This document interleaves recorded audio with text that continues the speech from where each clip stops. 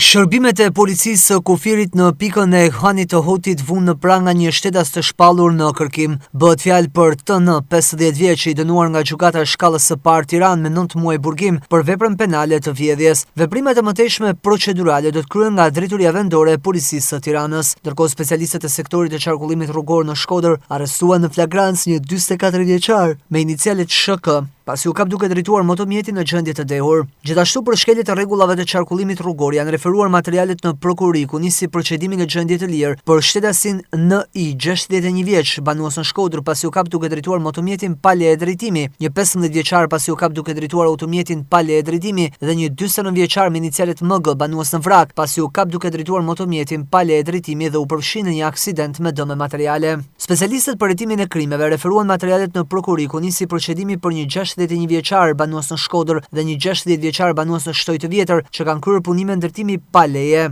Një 28 vjeçar banues në Grut të Re pasi u kap duke transportuar 3 metër kub lëndë drusore të prerë në mënyrë të kundraligjshme, ku lënda drusore u sekuestrua si provë materiale. Për një shtallë të 2 vjeçar nisi procedimi pasi u kallëzua nga një shtallë të 3 vjeçar, se ky i fundit i ka shkatruar rrethimin e oborrit të banesës. Ndërkohë specialistët për hetimin e krimeve në Velipoj referuan materialet në prokurori pasi në fshatin Pulaj ka rënë një zjarr ku është djegur plotësisht lokalin pronësi të një 59 vjeçareje. Gjithashtu në Vau të Dejes u referuan materialet në prokurori pasi në spitalin rajonal të Shkodrës u paraqit një shtetase gjermane 76 vjeçare që dyshohet të jetë rrëzuar aksidentalisht në ambientet e një kompleksi turistik. Materialet për të rast i kaluan prokurorisë për veprimet mëtejshme.